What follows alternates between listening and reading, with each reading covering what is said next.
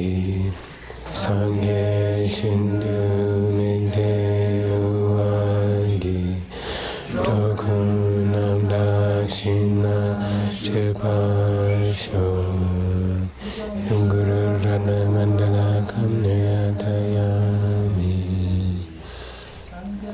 Chodan Soki Chonamla Chanshu Padu Dani Kapsuchi Taki Chunyun Gibe Sanamgi Dola Penchir Sangye Dupasho Sangye Chodan Soki Chonamla Chanshu Padu Dani Kapsuchi Taki Chunyun Gibe Sanamgi Dona Penchir Sangye Dubasho Chodan Soki Chonamla Chanju Badu Dani Kapsuchi Taki Chunyun Gibe Sunamgi Dona Penchir Sangye Dubasho Come here. Sorry? I'm the master?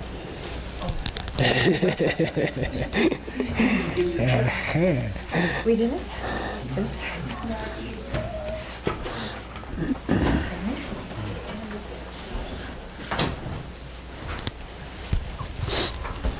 Okay. Oops, sorry. Okay. Hi. Okay. We were going through the 7 diamond visions, and besides the one that Winston had a few years ago, to buy this property. What was it? We finished 2, I think. What's the 3rd one? No, we only finished 1. What's the 2nd one? Yeah, Dharma Jewel. Okay, so we're on Chokonjo. I'll just put it up here so you remember what we're talking about. Is that okay for your camera? Yeah.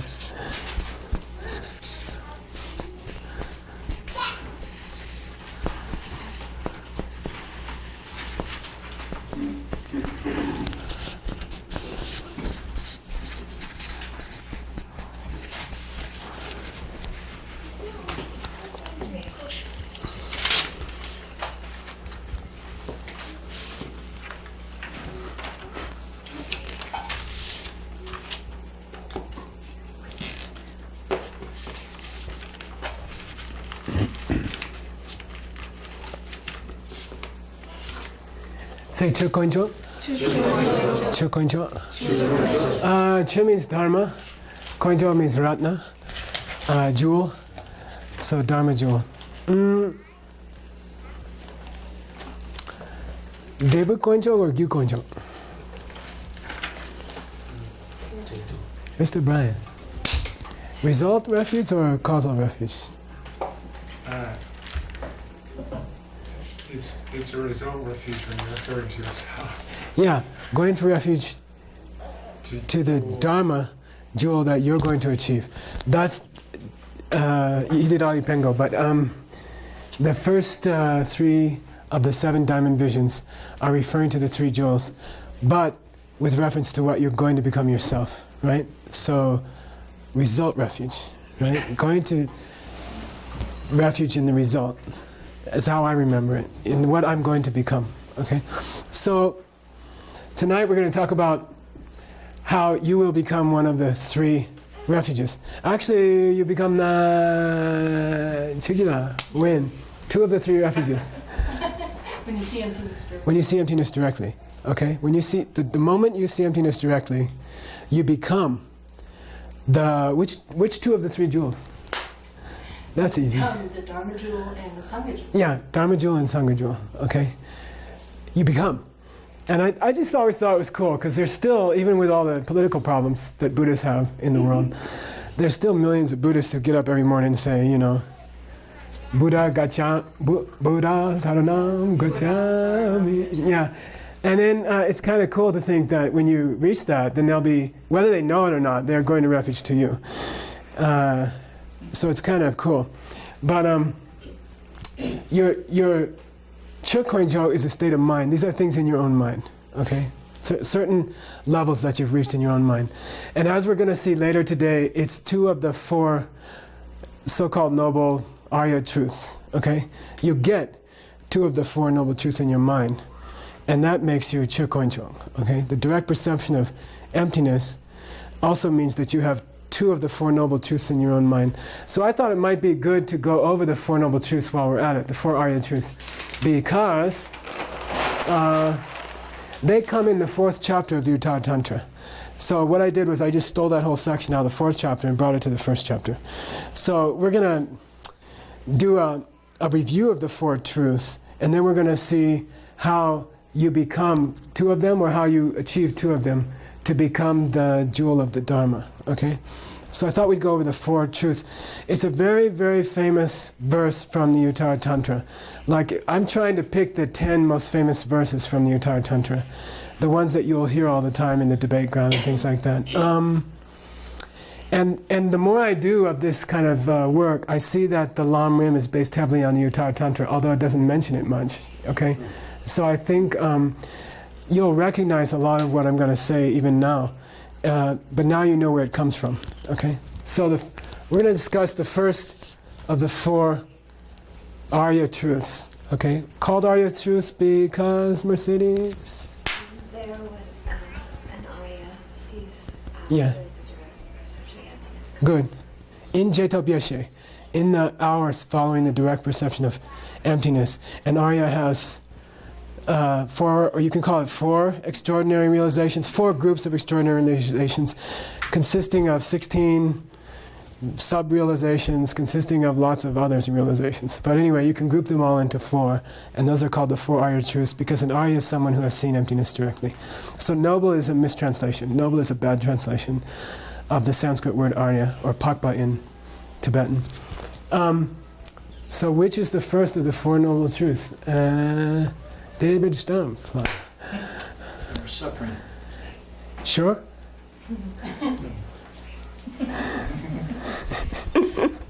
That's the way to stop a guy. You sure? First of the 4 noble truths. First of the 4 Arya truths. Yeah? I don't know if it's in course number 2. Is there any other order to the 4 noble truths? I mean, traditional order is what you said, which is suffering. You see suffering, then you want to find out Suffering, the cause of suffering. What caused it? Suffering and how to end it. You want to see if you can end it, and then you want to see how to end it. So that's what we call that's what we call realization order. Okay. You see that the world is suffering, you want to figure out why it's happening, you decide that you could stop it, and then you figure out how to stop it. But there's also what they call the actual order. Do you know? Which is what? Yeah. The order in which they really occur. Kunjin Denpa. Yeah, first the cause of suffering, then suffering itself, then Path. then you follow the path, and then you get to the end. So there's a debate in the scriptures, which order you're going to follow. Tonight we're following Mr. Stump's order. Okay, so it's first would be what?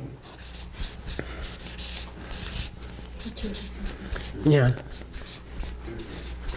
Yeah.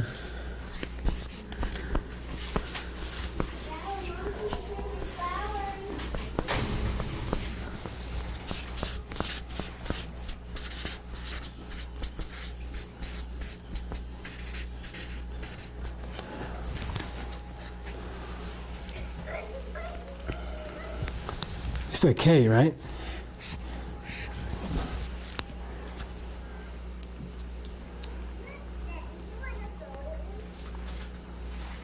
Say Dunya? I'll wait till you finish, ready? Demba. Dunya? Demba. And I think, and it's like a review for most of you, but you know that 4 truths doesn't mean a principle, okay? It doesn't mean like the 4 principles or something like that. It means 4 realities, 4 real things. Like this is Dungyal Demba. This is the truth of suffering. Okay? My body is the truth of suffering. This is the truth of suffering. This is the truth of suffering. Everything in a normal person's world is the truth of suffering because it's been created by their own karma and negative emotions, kleshas. Okay? So it's not like the truth of suffering is a principle. It's a fact in the sense of the things which constitute that fact. So it's not just going around saying everything is suffering. That's true and that's a truth.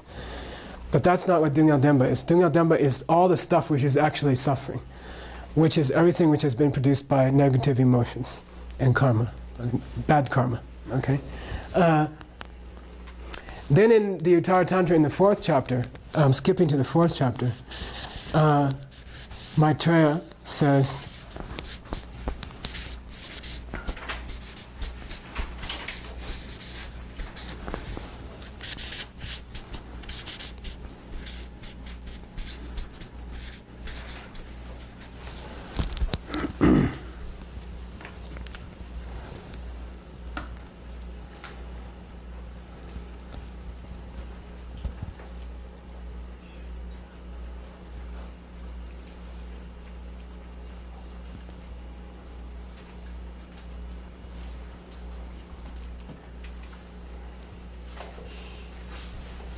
say Neni, Sheja.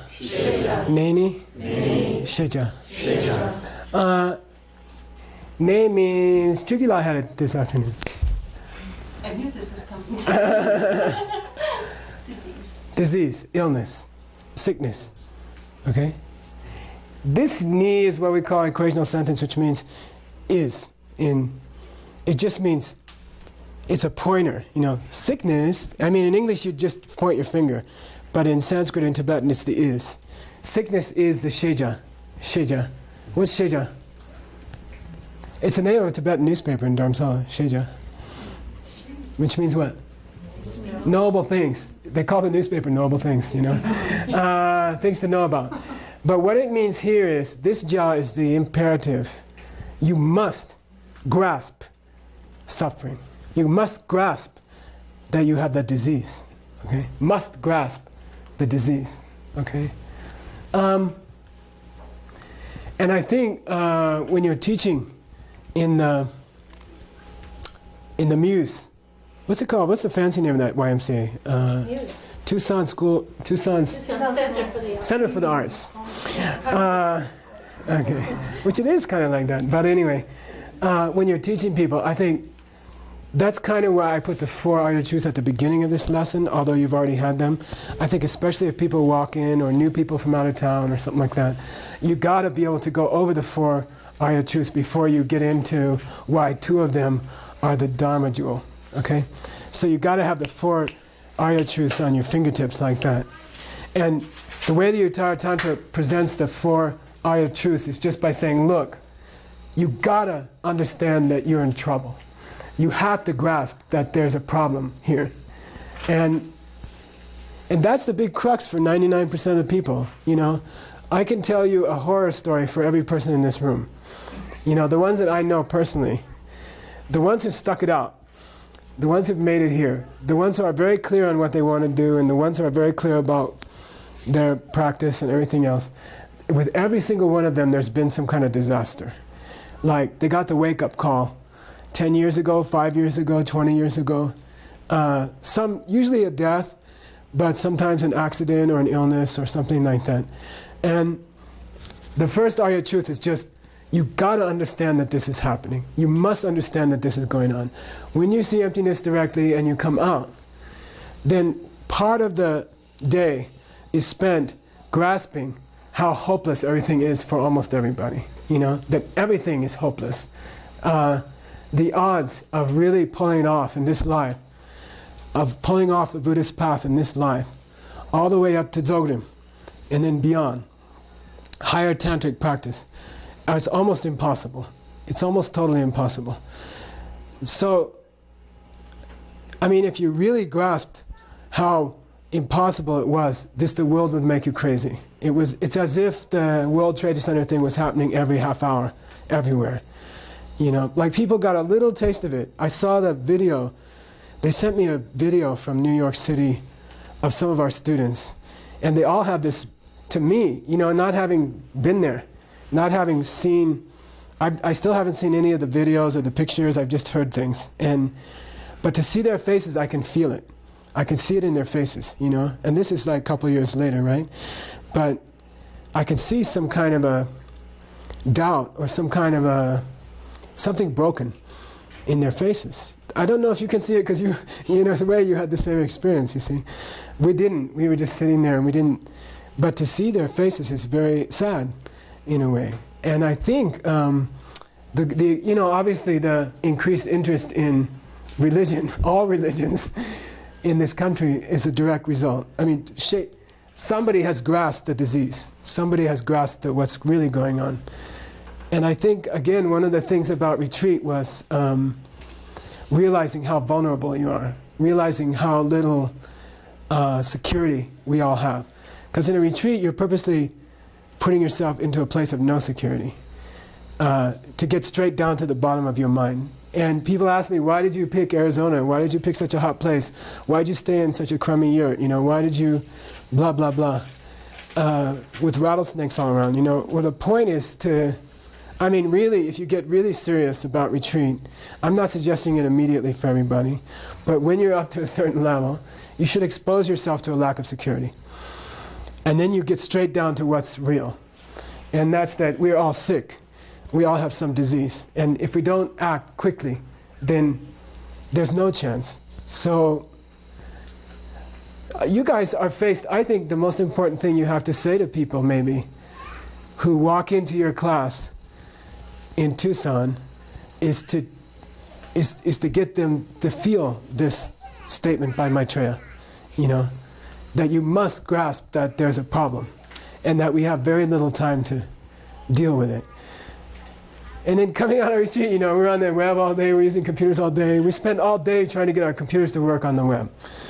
And then we don't have time to do anything else.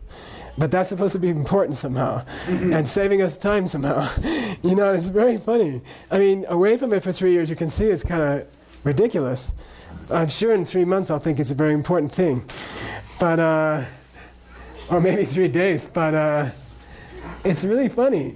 We don't have time to do much of that. I mean, we have to do a certain amount to get readings out and stuff like that, but on the whole, there's no time for those things. We don't have time for those things. It's just study what you need to study, serve others, but make sure your practice is going well. Make sure you do what you can do to see emptiness. And then the rest is superfluous. So you have to know about the disease. I think very important you have to talk about that to the people you teach in October. Because that's really why any single person walks in. Down at the bottom, there's some kind of feeling that something's wrong. Okay?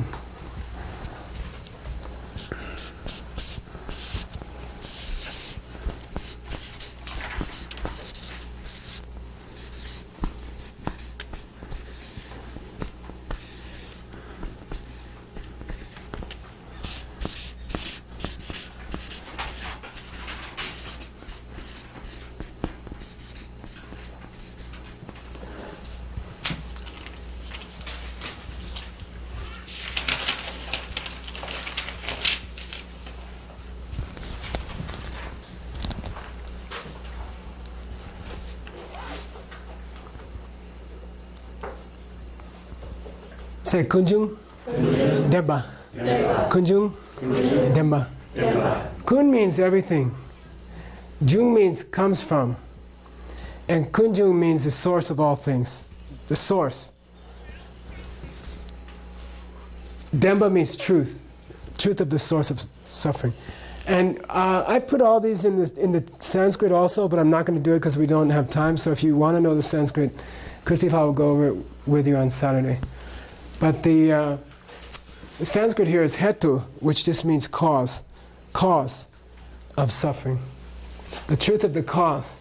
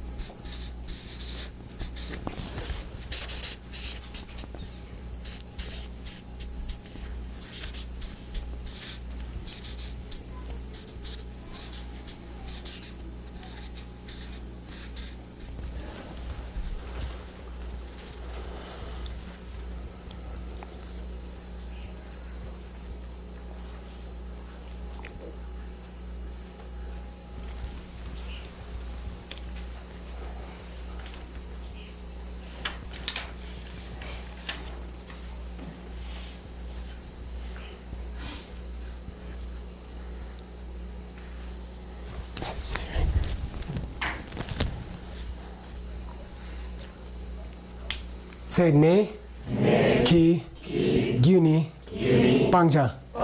Ne ki, gyuni, pangja. Ne means sickness, ki means of, gyu means cause. Ne here means is. Pangja means you must eliminate it. You must stop it. You must cut off the cause of the suffering. I always think of it like, sometimes when you're taking a shower, which is such a nice thing, and you hit the water thing and you turn off the cold water, and then suddenly it's like 200 degrees hot water. And there's two approaches you can take then, One is you can take your hand and hold it up to the head of the shower and try to stop the water. And you'll just burn yourself, And the other is, if you can think, is just to turn it off. And that's the difference between ne and naked gyu. We don't try to stop suffering as it comes out. It's too late. It's too late, okay? You gotta get to the source, pangja. That's the beauty of Buddhism. That's the great secret of Lord Buddha's approach, You don't try to stop events after they're already happening. It's too late. It's what we call hard concrete, right? It's too late. Concrete's already hard. And the whole world is trying to deal with their current pain by using methods that would address it in the current moment, and they fail. Every single one fails. The whole world is trying to achieve some kind of minimum comfort before they die, right? And they're trying to work in such a way that whatever they do right at this moment would stop what they don't like at this moment, and that's impossible. According to Buddhism, that's just impossible. You have to go to the source. You have to stop the source, and then slowly the suffering will stop.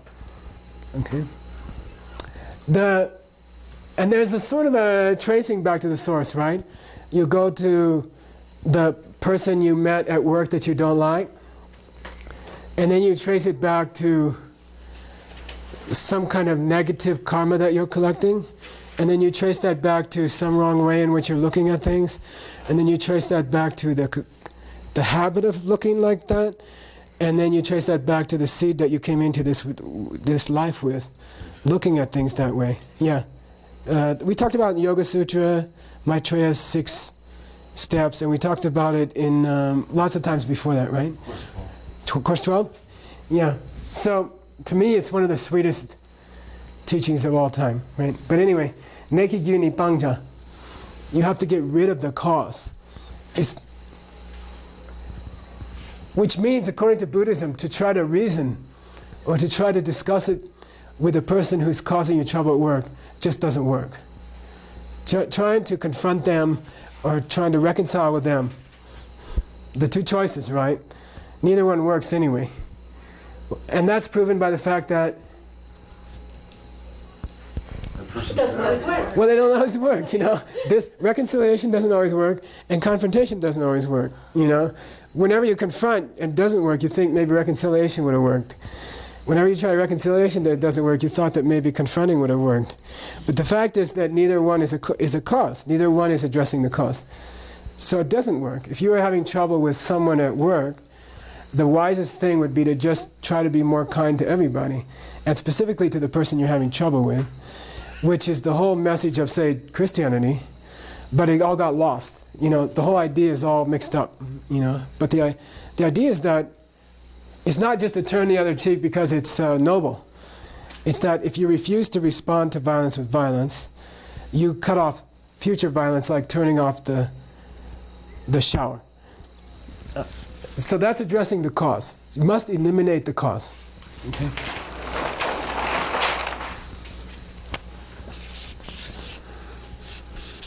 Is it gok? Yeah.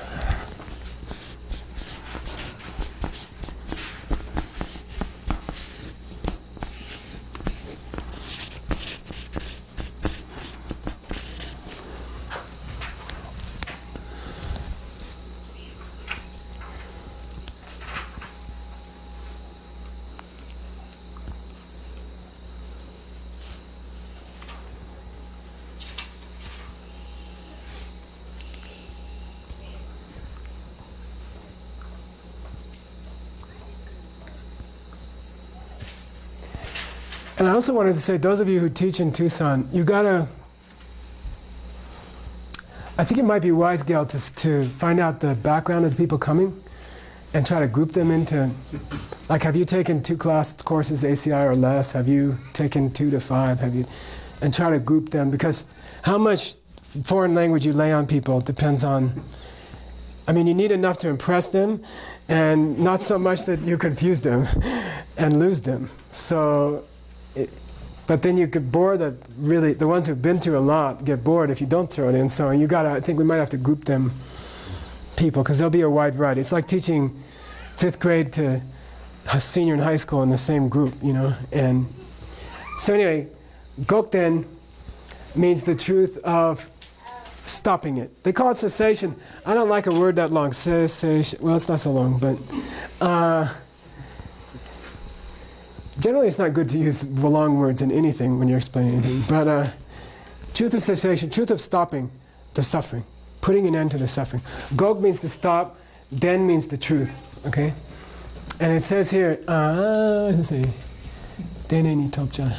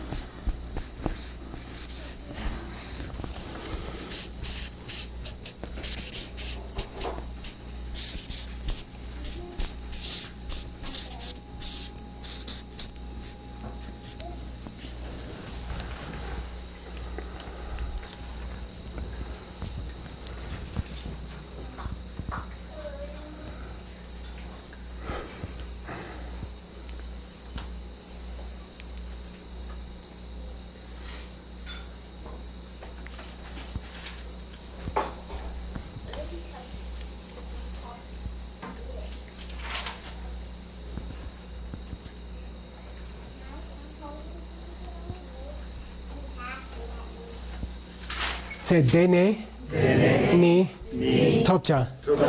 De means feel good. Ne means condition.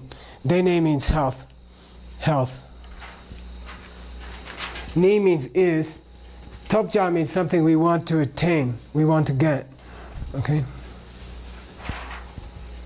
You have to go after health if you're sick. You have to go after health if you're sick.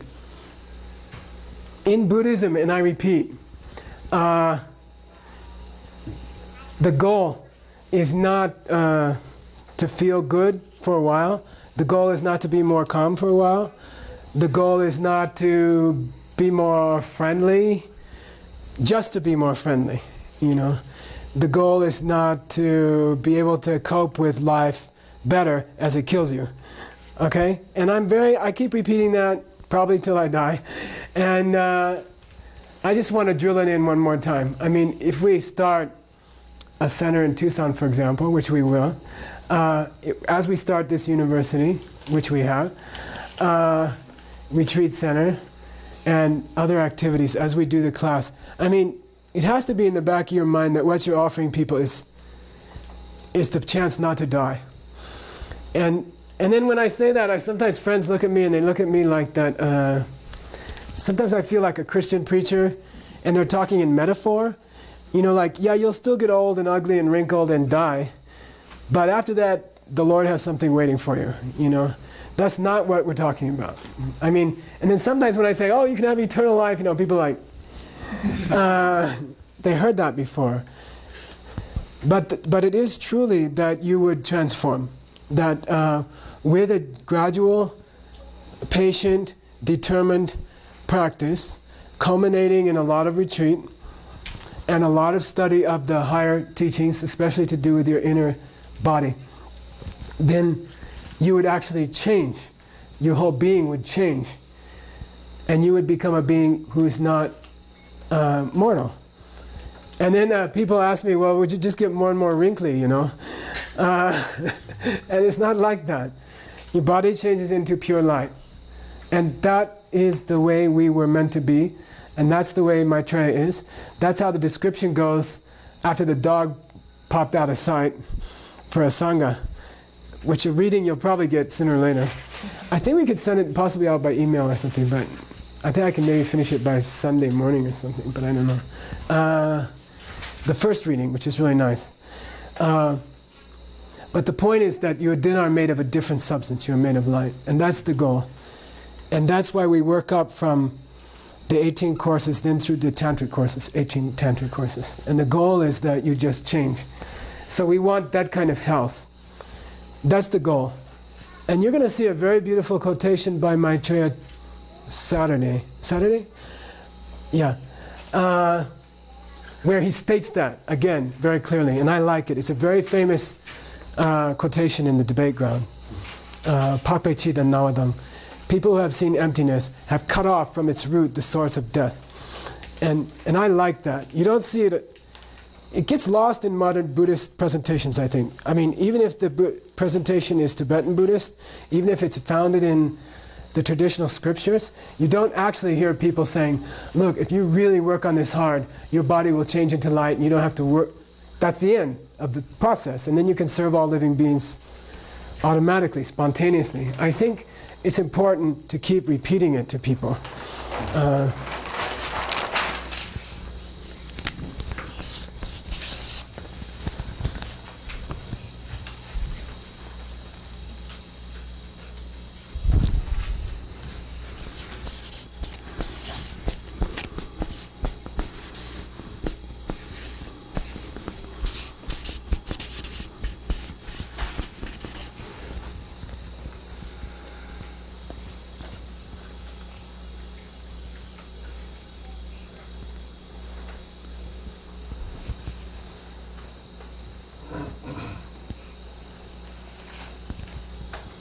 Say Lamden.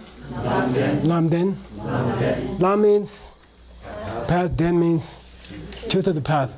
Truth of the path to the end of suffering.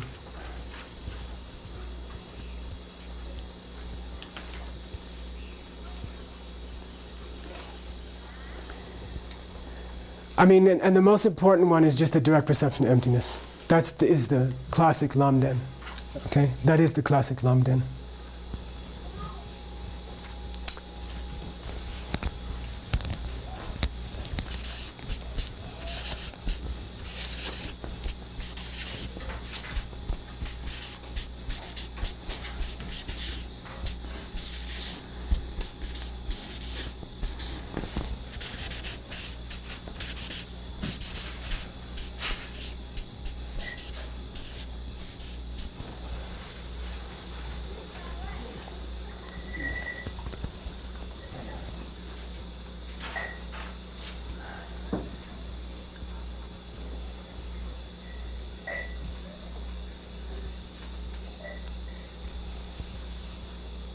Say Menmi, Tenja.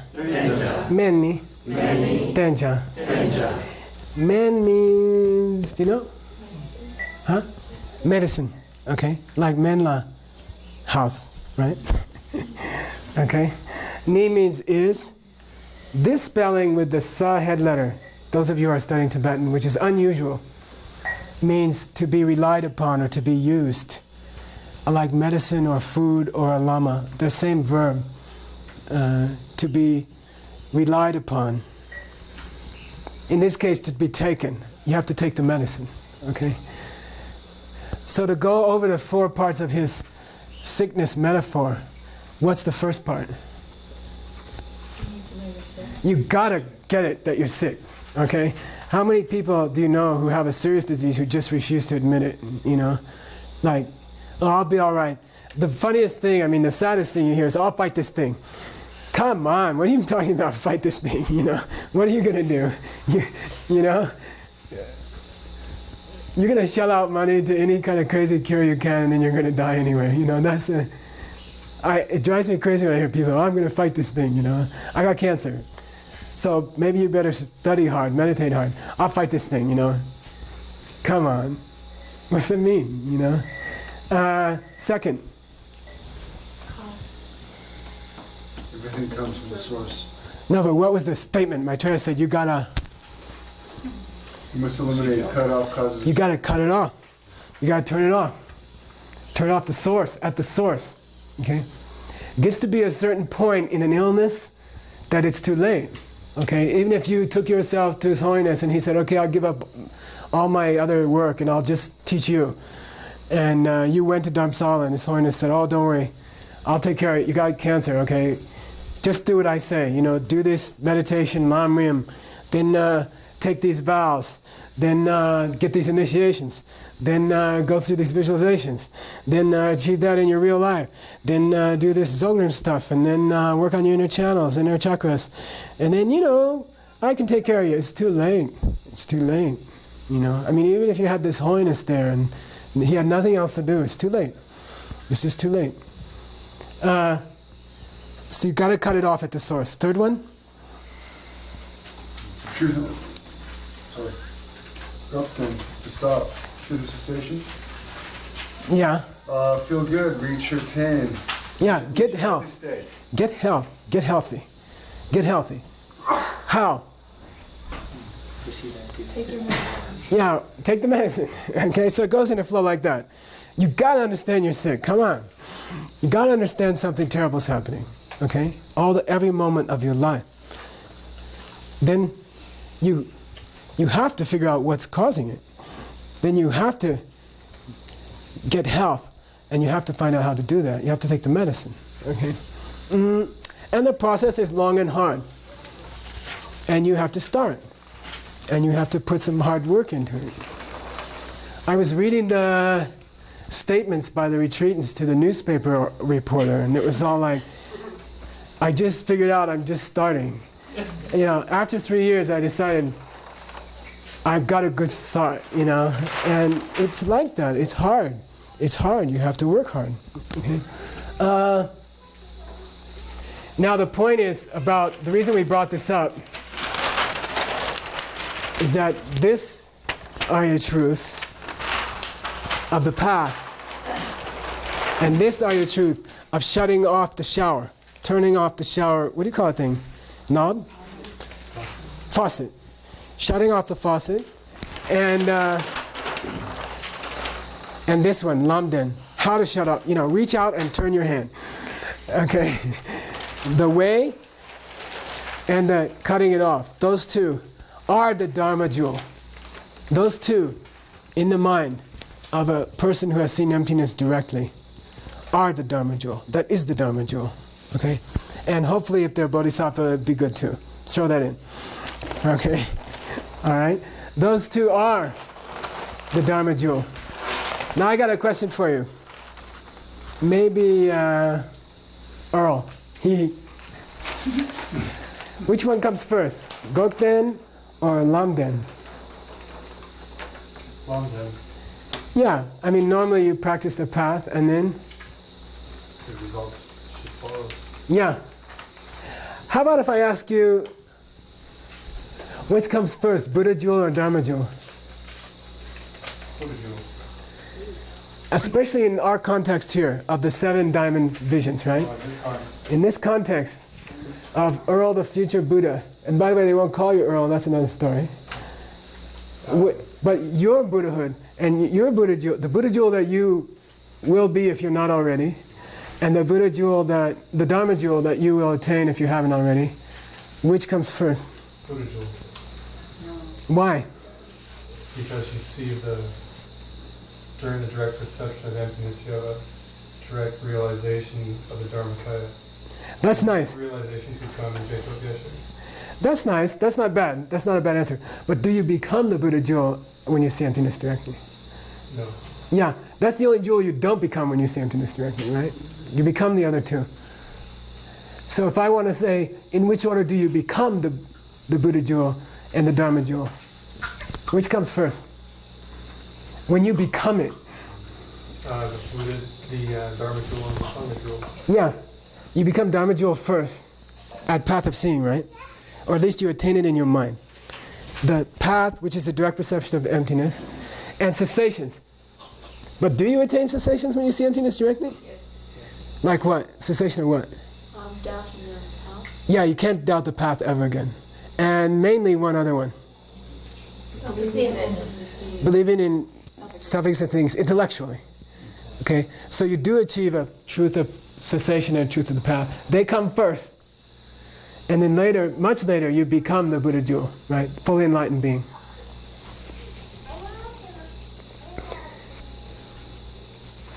Now let's take it from the point of view of, that's tough.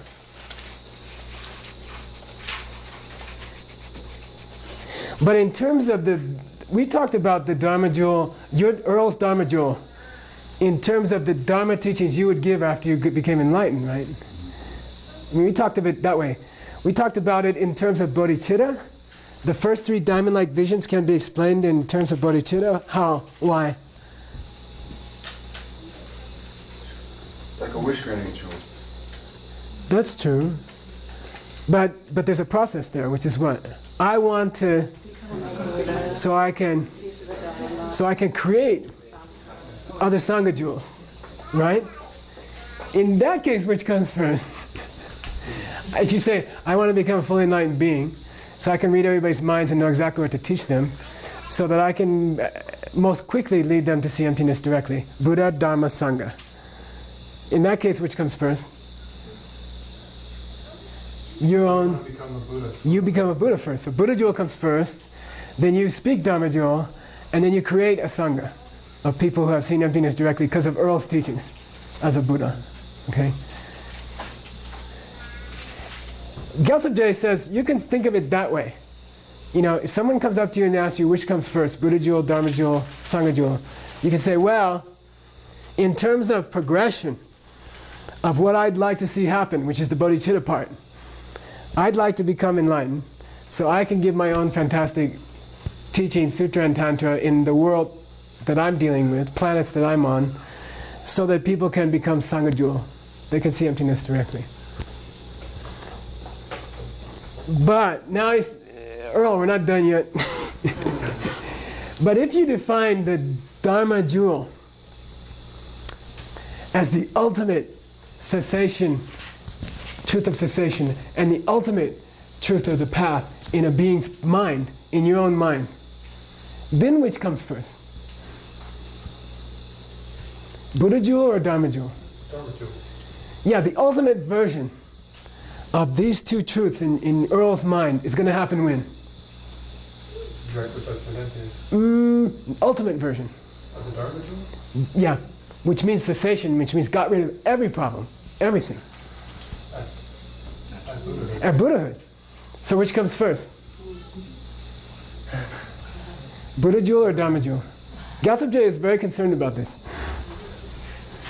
He says from a developmental point of view, I want to become a Buddha, then later I'll be able to teach, and then later people will get to see emptiness because of me. But if you think of Dharma jewel as the path and the cessations in your own mind, which is the real Dharma jewel, right? The ultimate version of that, which comes first, Buddha jewel or Dharma jewel? Neither. Yeah, neither comes simultaneously. Okay.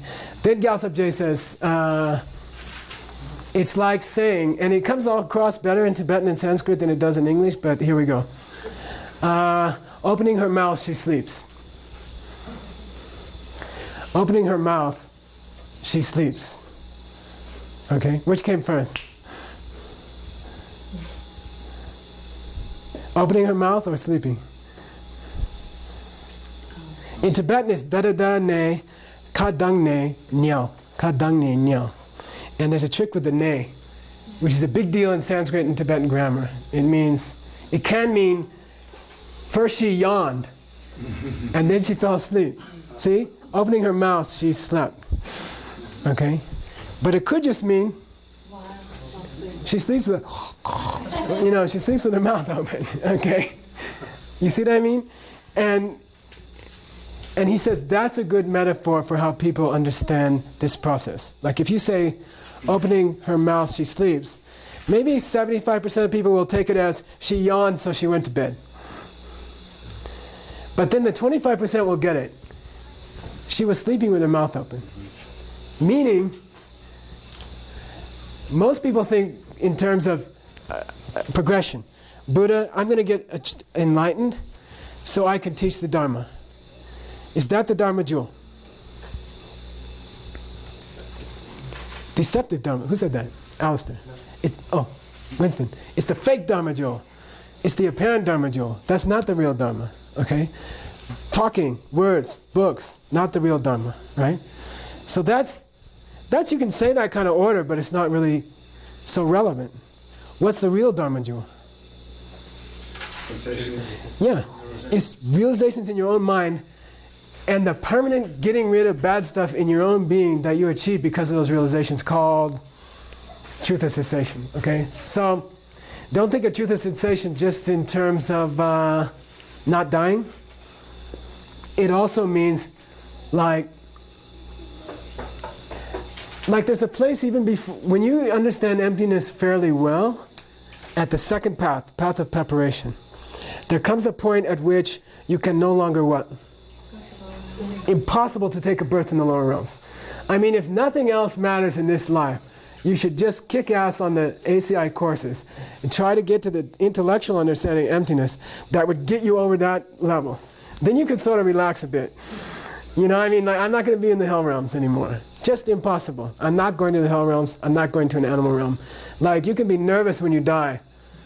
You know, you might be born in this country or that country or this planet or that planet, but you know you're not going to be born in a bad place. You know you're not going to be really born in a really hellish place. We saw, what was that? Our first DVD on our computer, which is why everyone's so grumpy because they stayed up late. It was Matrix cartoons or something like that. I don't know. But there was one of these horrible beings coming up, like billions and billions out of this hell plateau, and there you could see like a funnel coming up. And that's what the hell realms look like. Like the guy who did that animation was calling on a seed in his own mind for something he has experienced countless times. It's not just some stupid thing that somebody made up. It's he's siphoning images out of actual experiences that he went through countless times. And when you see a movie, once you know everything, you know, you can see former life images coming up in animators' minds as they think they're creating. But they're just linking into some experience they've had countless times, and they are able to render it with great accuracy. I think it's the third one if you're interested. The third little cartoon. But anyway, you won't have to go through like something like that if you achieve a Gokten. If you achieve a Gokten. If you just get to a certain level of understanding that all the problems you run into in the world are coming from me, you know. And it's weird, you know, we can be a group of us sitting around all afternoon working together, and we're all just losing that understanding constantly, you know, like minor irritation at another person. And you're just losing it. You're just losing it. You're thinking, oh, other person, other person, other person. They irritate me. They're doing something to me, you know. Like, even in a group of people who have been through it for 10, 15 years, you know, all of us, in an afternoon, we're like interacting, and then there's this 98% level of them, you know. There's not like, it's me who's caused all this, you know. And if you can get past that at a certain intellectual level, then you don't have to go to a lower realm anymore. You can die peacefully. You know what I mean? So you can practice it anytime, anywhere. Be better to have a difficult place to practice it, you know. Like this is a little not very conducive place because everyone's practicing, you know what I mean? I mean, ideally it would be to have some place where people didn't know anything about that, and then they really attack you nicely and bother you nicely, and there's no hint of maybe it's our fault, you know what I mean? That would be the best place to stay, I think. We'll still build Diamond Mountain.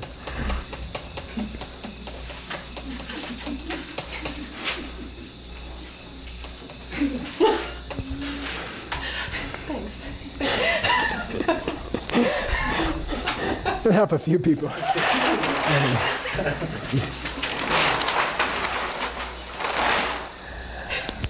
I wanted to talk about the truth of cessation in a little bit of detail, okay? Stopping, shutting it off, reaching out, and no, that's just turning off the faucet, right? Turning off the faucet.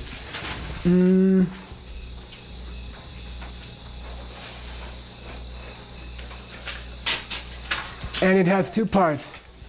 What I wanted to say, it has the two same parts as we talked about with the body of a Buddha, with the essence body of a Buddha. Those of you who had a discussion with someone else about the class probably remember this, okay? Because it was two of the qualities on the taking care of yourself side, which were what? Natural and achieved purity? Yeah, nice. Natural and achieved purity. If you take the essence body of a Buddha, of the Dharmakaya, you could divide it into the part which has always been pure by nature, natural purity. And then there's the part which has become pure through a process. Okay? And we're going to have that same division with this. Okay?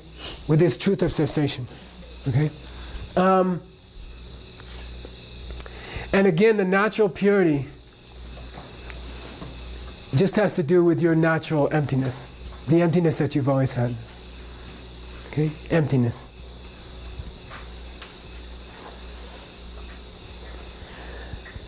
Achieved purity in this sense has a little bit different meaning, and I'm going to go through that. Oh, I'm sorry. He's got three qualities of natural purity, so I'm going to give you those. Okay? Three qualities of natural purity.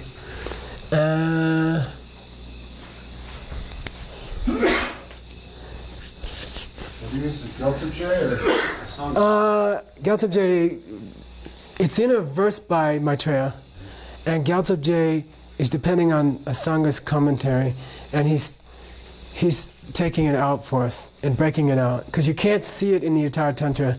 The UttaraTantra would just have code words, and then if you read the Master Asanga's commentary, you get the meaning, and then Gyaltsab is clarifying it further, and then our textbook writers from each of the great monasteries turned it into a pedagogical presentation, which is very powerful.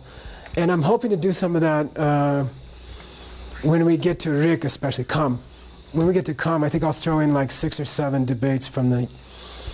Because that's how you really understand it. If you understand the debate, you understand Gyaltsab, then you can understand the Arya Sangha, then you can understand Maitreya. And it really goes like that. Number one.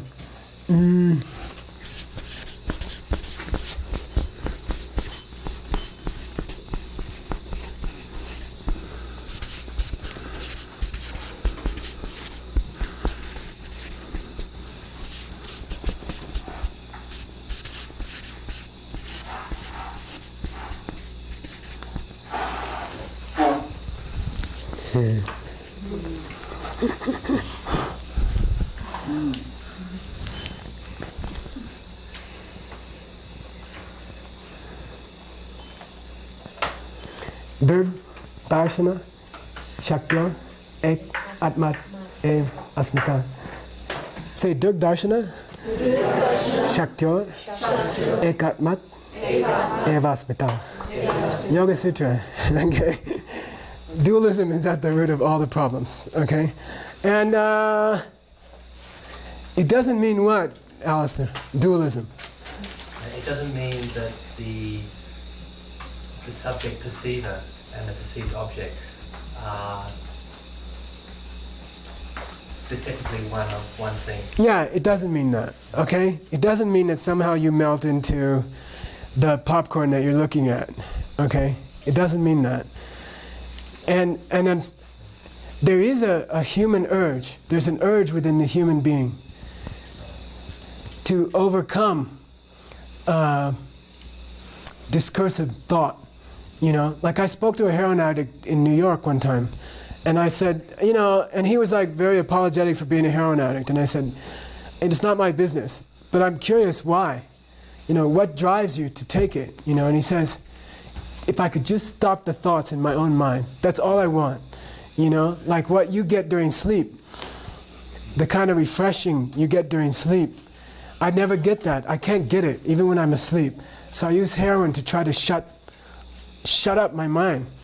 So that's all. And it works for like a couple hours, and then it comes back again, But he said, just that feeling of having your own thoughts shut up. And if you spend 3 years in a yurt, you know the same thing, You can sit there hour after hour and hour, and you're like trying to shut up your goddamn mind, Like you're like like this, and it's like singing advertising jingles from when you were in 6th grade, There's spaghettios, you're like this, and you're like, and the longer you're in retreat, the earlier it goes back. The mind goes back further and further, and then you're like hearing these idiotic things from 1st, 2nd grade, you're like, and you can't stop it, So there's this human urge to stop this dual feeling of being separate, but that's not how it works. That's not how it works. And it's not that you can shut the mind off. You can't. It never turns off. After you get enlightened, the mind continues, right? It's just pleasant. Okay. So, what does this dualism mean, Debbie Bai? Give me a nice mind-only answer. Me and the pen are not dual.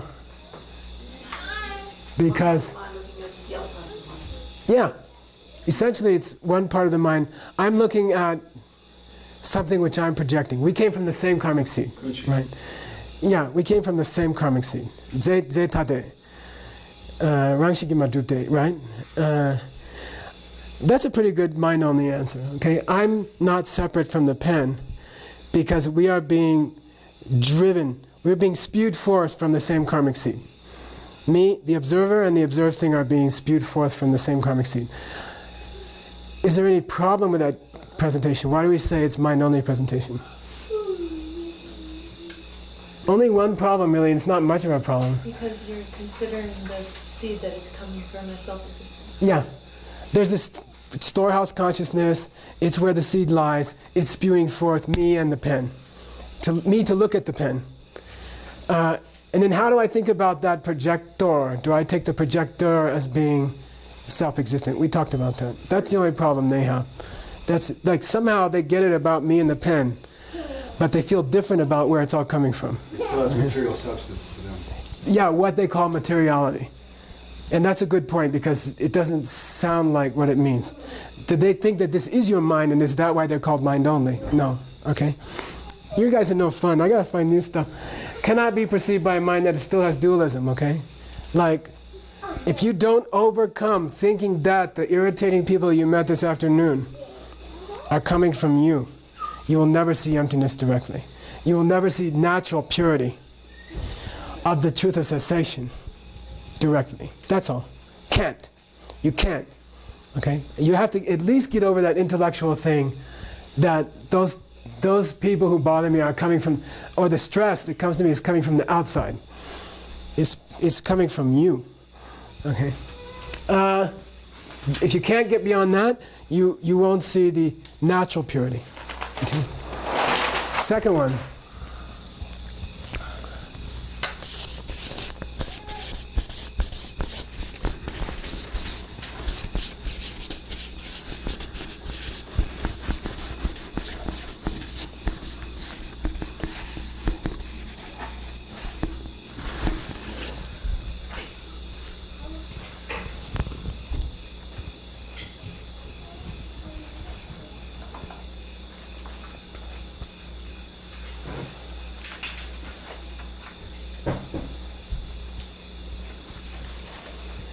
Cannot be perceived through another. And it's the same thing we talked about with the... Kenshin Tokmin? Yeah, Kenshinki Togmin, yeah. And other meant two things, remember? Give me one. Discursive. Don't be a virtue hog. Discursive thought and persons. Okay. Oh, sorry, I wasn't virtue hog. Yeah. We used to have fights over bills in the restaurants and checks. Yeah, right. In the restaurant in New York, and the virtue pig would get it and run to the cashier and pay, and the other person wouldn't get a chance to feed Dharma brother or sister. And anyway, cannot be perceived through another, meaning another can either mean discursive perceptions, reasoning directly, right? Directly. Through words and concepts, you cannot perceive natural purity directly. So through another, meaning through other ways of thinking other than what kind of perception? Direct perception. Direct perception, okay? Which means logical perceptions, perceptions based on authority. We talked about them in one of those quiet retreat teachings. Was it? Pratipakshanumanagama. Pramanani. Pramanani. Okay. Is this Shanken Tokun again? Yeah. It's the same thing, really. It's the same thing. Okay? Can't be perceived through other ways of perception, meaning words and ideas, and can't be perceived through the direct directions of another person. A person who's seen emptiness, no matter how much they may wish to convey it to you, can only take you through the process which would cause you to see it yourself, and cannot, in a 15-minute description of what they saw, make you see it. Okay? Or we wouldn't be here. Okay. Number 3.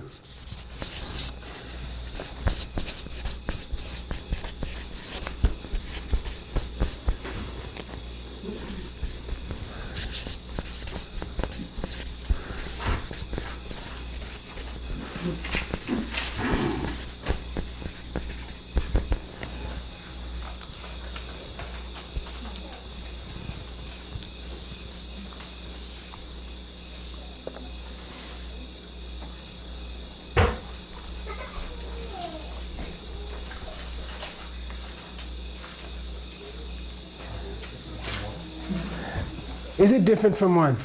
Who said? Is it different from one? Different from one? Is it?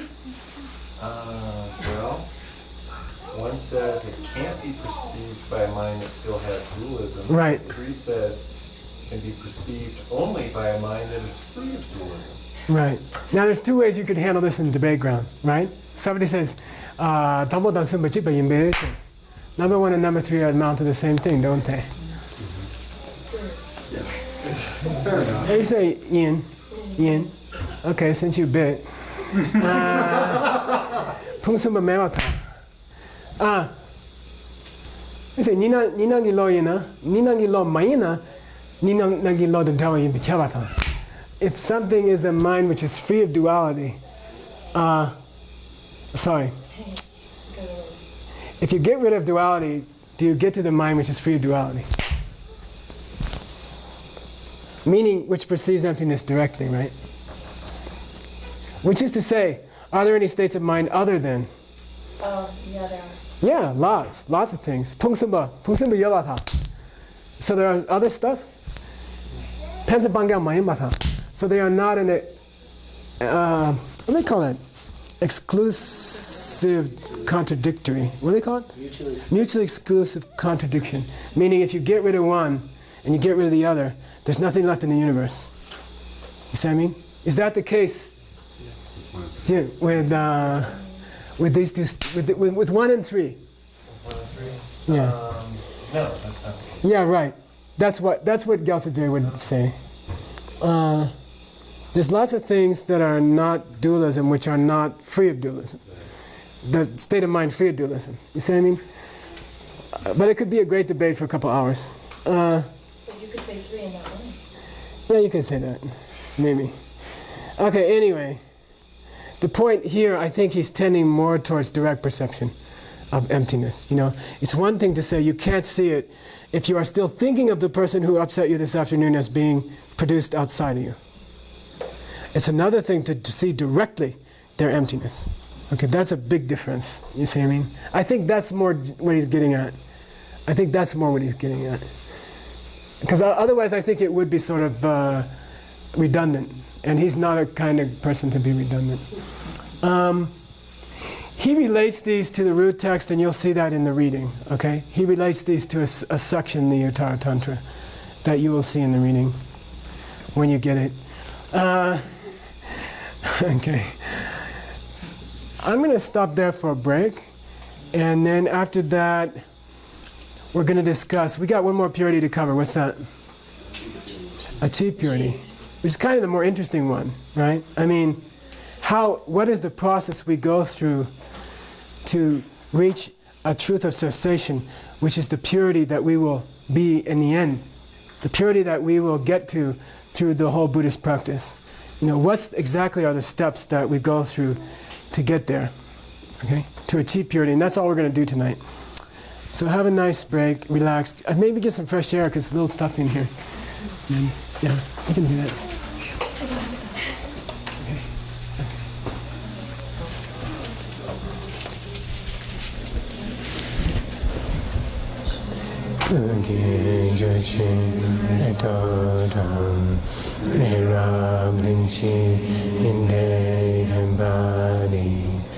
Sangye Shindu Mete Uwagi Druku Namda Shingna Chepasho Iram Guru Rana Mandana Kamneya Yam. Really is short.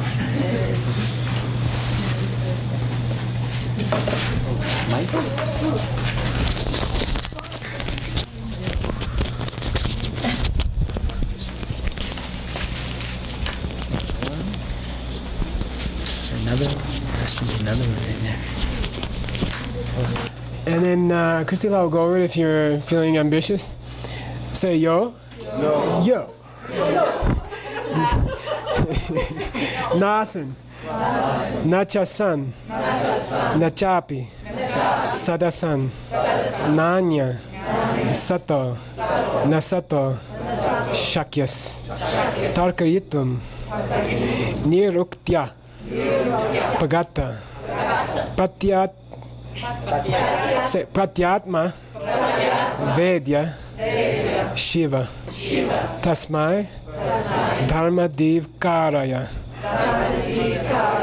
Vimala. Jnana.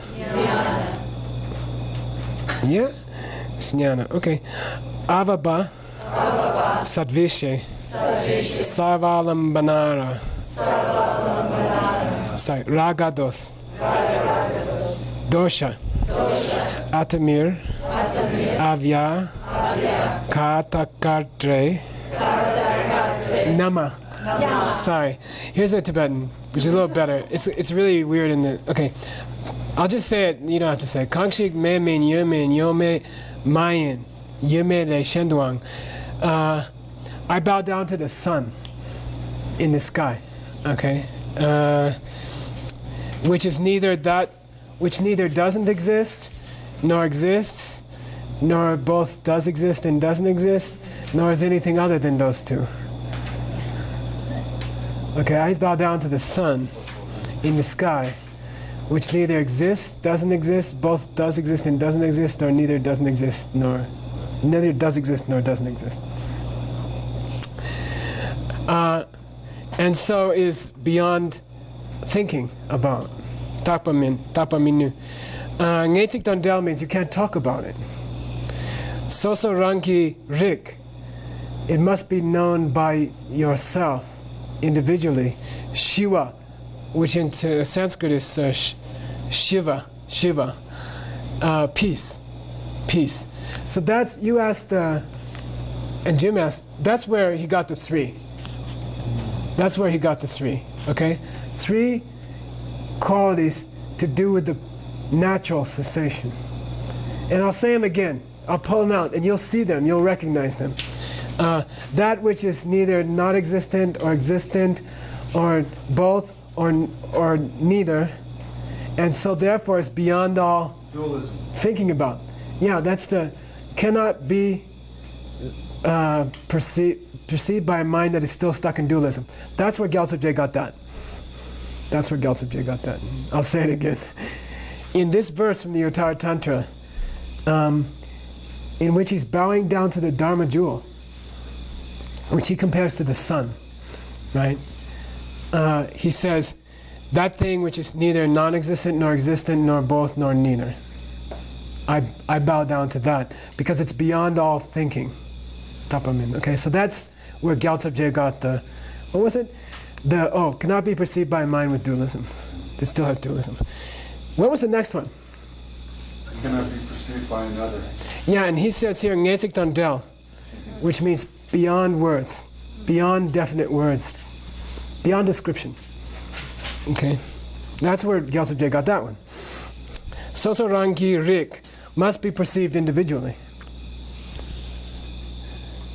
we had the Eva Darshatyasmasya Tadevarta Darshasyatma Tad Arta Eva Darshasyatma can only be perceived by the person at the path of seeing. That's from the Yoga Sutra. I think he was heavily linked into Patanjali or vice versa. That's why I think Patanjali's dates are about Master Sanga's dates. I think these whole things were spreading in India like crazy at that very moment. And they're almost like parallel texts running, if you really look at them. To me, that's kind of exciting. Anyway, Sosarangi Rik. But what could the individual also mean? Known individually. Do you know? Sosor Tangok, Sosor Tamingi Gopa. Somebody said they were having trouble explaining this to... Who said they looked it up in a book? Was that? Somebody said they were teaching Abhidharma and they had to look it up because I didn't explain the difference. In the Abhidharma, there are two kinds of cessation. Sosor Tangok and Sosor Tamingi Gopa. Sosor Tangok means a cessation which is a result of individual perceptions. And Sosor Tamingi Gopa means a cessation which is a result without an individual perception. And then it says the individual perception means the 16 aspects of the 4 Arya truths. So when they say individually known, it's a code word for seeing emptiness directly at the path of seeing, and the aftermath that I think Mercedes talked about, what we call the aftermath, the hours following that perception. So he says, can only be known individually, meaning that individual means by someone who has gone through the individual parts of the Noble Truths and understands them. So that covers the third one, which is, so that's where he got the third one, okay? And then Shiva, it's peace. It's peace. Shiva in Sanskrit. And it means natural peace, natural nirvana, emptiness, okay? Now he gets the 3 qualities of the achieved purity, the purity that you develop over the length of your Buddhist practice. Here's how he describes it. Chime, it's without stain. Yeshi Wezer Dangden, it possesses the light rays of wisdom. Mikpakun la Chakpadang, it's has to do with removing your attachment towards all objects. Oops. Dang Rabdid number Jom. It destroys that attachment, and it destroys anger, and it destroys ignorance. The darkness of ignorance. And that's why he compares this whole Dharma jewel thing, especially the truth of cessation, which is what this verse is about, he compares it to what? The sun. He says, I bow down to the sun. Wisdom. Because it destroys these liking things in a bad way, disliking things in a bad way, and ignorance itself, which you can get over if you have knowledge, especially of that which has no stain. What's he talking about? I mean, let's break that part down. The last 2 lines in which he's bowing down to the sun are about the achieved purity. The achieved purity. And he says, look, if you want to get to absolute purity, you're going to have to, let's think it would take about 6 steps.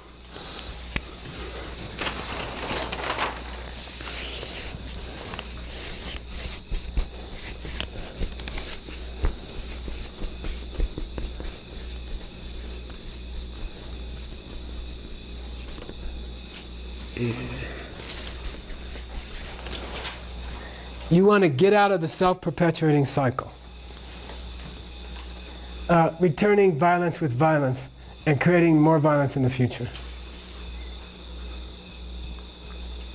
You want to get out of that self-perpetuating cycle. So you would have to stop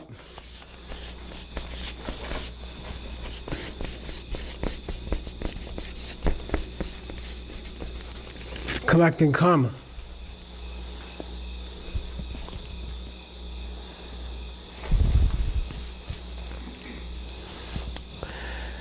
Which itself, actions, ignorant actions, are motivated by those three, you could say liking things and disliking things in an ignorant way.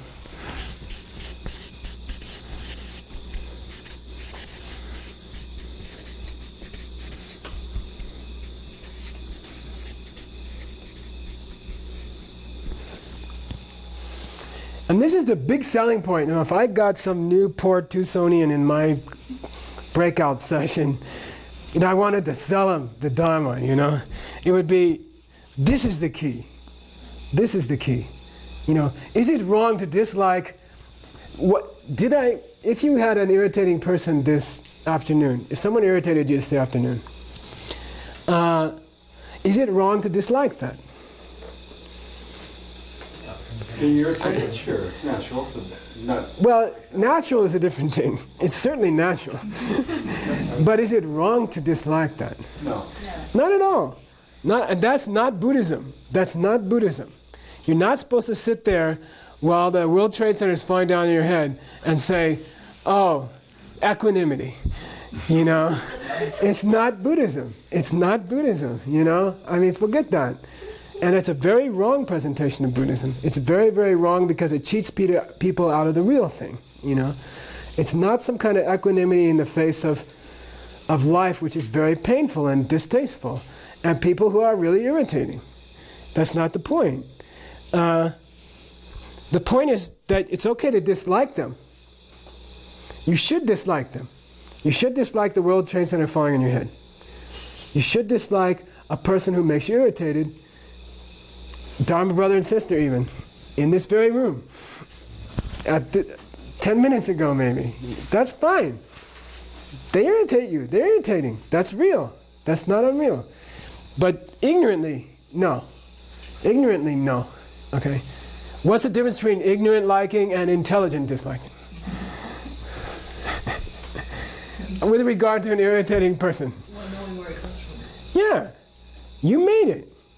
You're making it as, not making it as it happens, but you made it. And if you respond to them negatively, then you could perpetuate them. You perpetuate them. Are irritating people irritating? Yes. Are they empty? Yes. Are they an illusion? Yes. Are they real? Yes. Do they really irritate? Yes. Okay? That's what Buddhism says. But it's coming from a seed that you planted. So the only way to get rid of them is to stop planting those seeds. Does it make them disappear or change in the next half hour? No. Okay. Can you see the connection directly? No. And that's the pain of the world. Can you see that by being irritated at someone this afternoon, you created 1,000 more? You can't see it. It's invisible. You have to take Buddha's word. You have to establish Buddha as a truthful person, and then you have to establish that it's logical. The whole process of planting seeds through perceptual processes and then having that affect how you perceive things, or even create things that you perceive, is very logical, but you have to go through the process logically. Okay? So stop liking and disliking ignorantly, because when you believe that the irritating person who's really irritating didn't come from you, then you fight with them. Then you do something irritating to them, and then the whole cycle keeps going. How can you stop that? Stop thinking about things wrong way.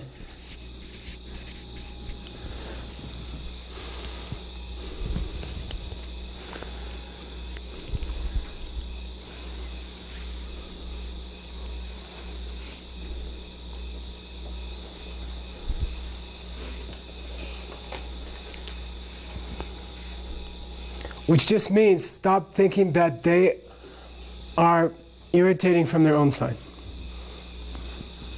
Okay? And then, if you're in a really good class and you're having a good time and your breakout group happens to be really smart and not irritating, you can also slip in a little tantra. You can say, which means in theory that if your spiritual development reached a certain place, the very people that you now see as irritating, you might see as divine beings trying to help you. I mean, and it wouldn't be forced, you know? It wouldn't be like, you know, yeah, they're really a divine being trying to help me. Probably. You know, I mean, it's not like that, just boom, you know, you're like, wow, they're trying to help me. I'm sorry, you know, and thank you, you know, and like that. Big difference, right? One is a result of a little study. The second one is a result of keeping your book, you know, just refusing to collect bad karma. And then you're like, wow, boom, I'm surrounded by these holy beings. Wow, you know. Okay, number 2. You could stop that if you stopped the general tendency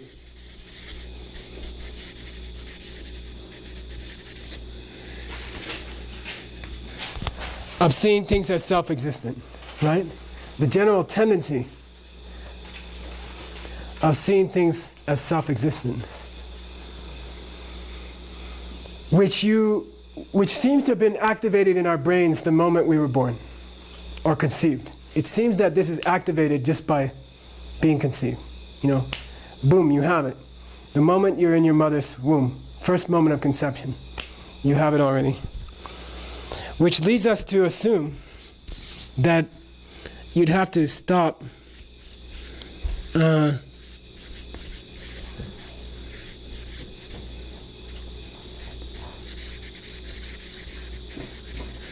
if you can read, you have to stop the seeds for that tendency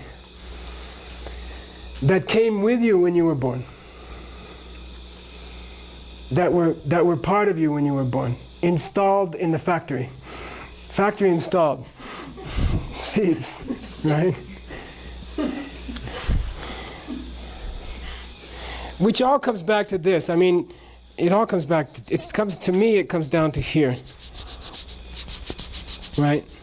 You stop number 3. This is intellectual, right? This is intellectual process. This is the prajnaparamita. This is the perfection of wisdom. Buddhism says that you can get out of the disease through sheer understanding. You know? Like if given choice of virtuous things to do in a day, sincerely you should work on the ones that address your understanding. Because that's where you can break it. I mean, in the end, the process is an intellectual one. And I don't mean philosophers sitting around with books and stuff like that. I mean the raw power of grasping that you made that irritating person. You know, that's the only thing that can save us. The raw power of understanding. I think maybe better than saying intellect. The raw power of grasping what's really going on is the only thing that can save us.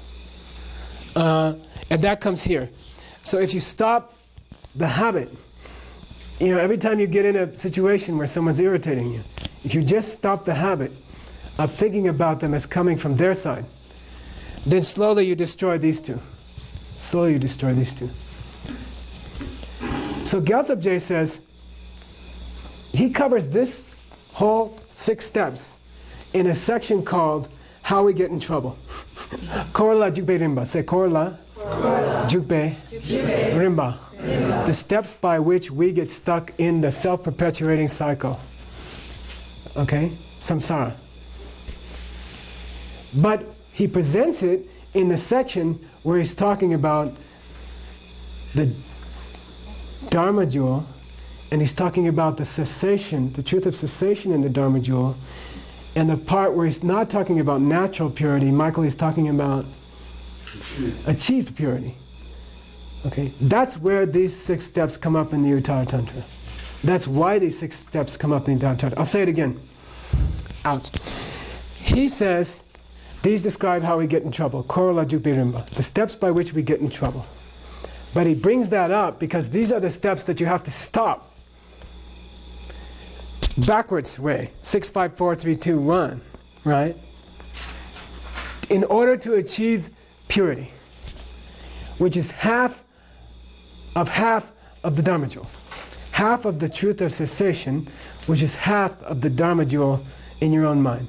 Because the truth of the Dharma jewel consists of the truth of cessation and the truth of the path. Right? So, I'm sorry, so really this is part of the truth of cessation. Cessation can be discussed in terms of natural purity or achieved purity. And this is obviously achieved, because you got to go through these steps. You got to go, first you have to do this, then you have to do that, then you have to do that, then you have to do that, and then you have to do that. So now you guys know, this being the in-depth course, where the 6 steps came for course 12, and what was the other course? All of them, yeah.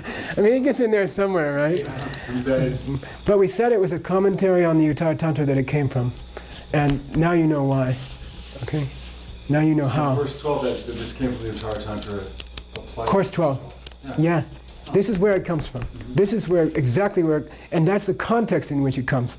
So it's really cool. Later when you teach course 12 to people, you know, if you have an extra day in South Africa, right? You can say, well, you want to know where those 6 came from? And then you can jump over to Uttara Tantra and say, this is where they came from. You know, and that's the verse where he bows down to the sun. You'll get the verse when you get the reading. I think you'll get a big stack of readings when I get back in August. I mean, the Tibetan's already laid out, but I haven't had time to work on it, translate it. But now you know exactly where the 6 steps come from. And you know the very verse. It might be fun when you get the reading to try to suck it out of the verse. The last 2 lines of the verse, okay? So that's a extra job you have to do. I think I finished all the homework. Let me see.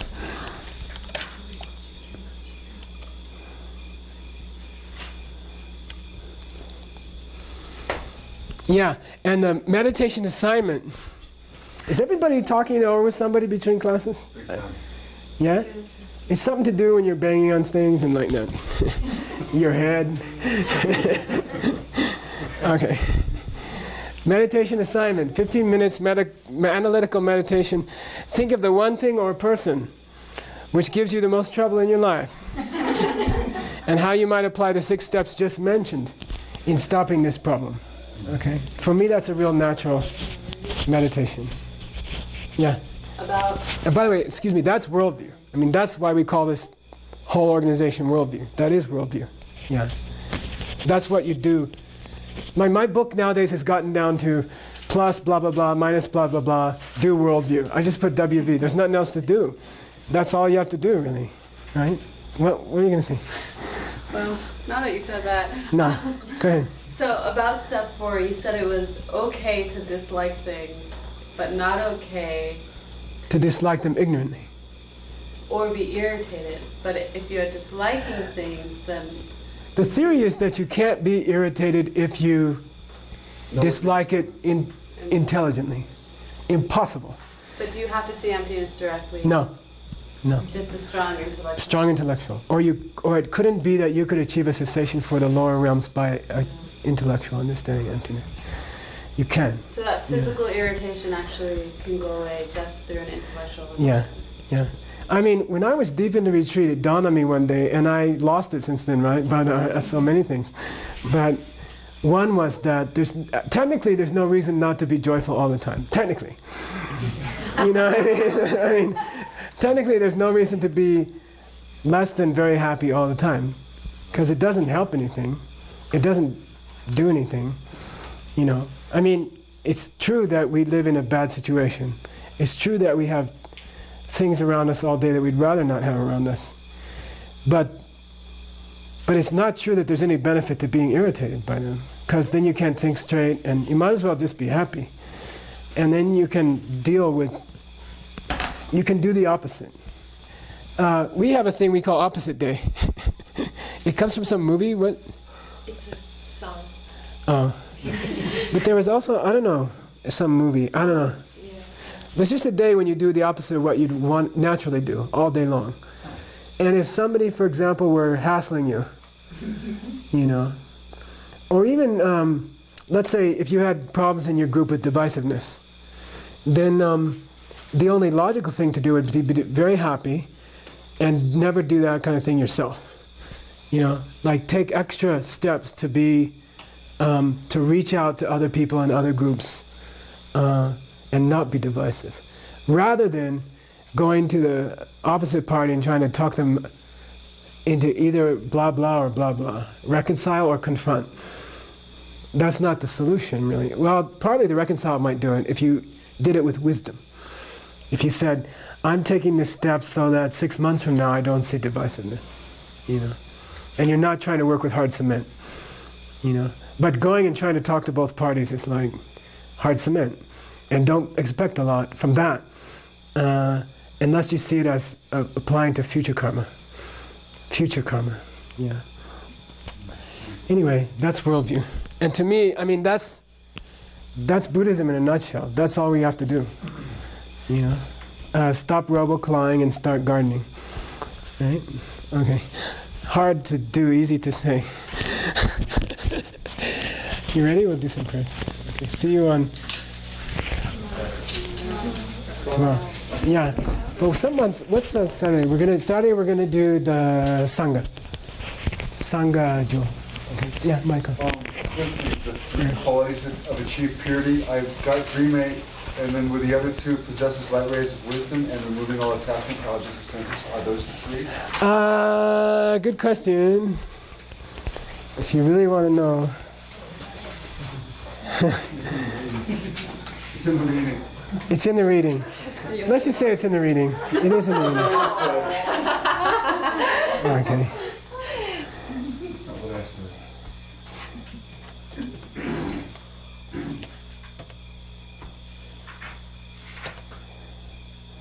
You know, it's a good transliteration. Dictionary. Yeah, I want to look at the dictionary.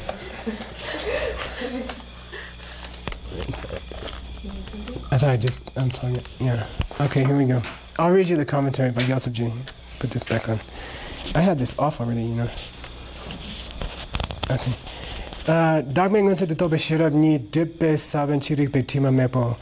The wisdom which perceives emptiness directly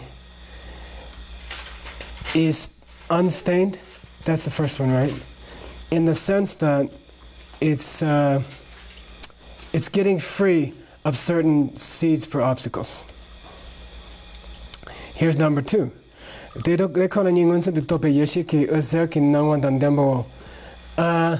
Aryas, people who have seen emptiness directly, are possessed of the wisdom which perceives emptiness directly, those sun ray lights. Sun rays? And Gyaltsab Ji makes a point. He says, I'm not just saying that the truth of the path is the direct perception of emptiness. I also want to point out that the Jetopyeshi, the wisdom of the hours after that experience, also count for these light rays. The wisdom of the light rays of the sun. The light rays of the sun. It's a metaphor. Yeah, so that's number 2. Aryas are... They possess the wisdom that sees emptiness like the sun is possessed by light rays. Like that, yeah. Yeah, in the end, then there's this huge debate, Michael, if you want to get into it. Are the light rays separate from the sun? Are they coming out of the sun? Is the sun independent of the light rays? Or that's another question. Anyway, in the end, it's the wisdom which perceives emptiness directly, which destroys the darkness, right? And that's why he calls it the sun. Okay, third one. This is this whole thing where he gets in the six steps, okay? With really the last one, which was what? Oh yeah, it was like, you take all the objects in your life, like things you can see. You have some feeling that they must be pleasant or unpleasant from their own side. You are looking at them in the wrong way. You start to get attachment like or dislike, which is not a real like or dislike, is it? And then if you took the opposite of that, which is thinking of them the right way, that you've made these things that irritate you, right? Then we could compare you to the sun of the Holy Dharma, which destroys the darkness that lies at the root of ignorant liking and disliking. And I would bow down to that sun if I were Maitreya, he says. Okay? That's how he glosses the 3. So the third one is that whole stuff together. Yeah, yeah. Which is really beautiful. So the 6 are really in the third one. Yeah. Okay, cool. We'll do a prayer.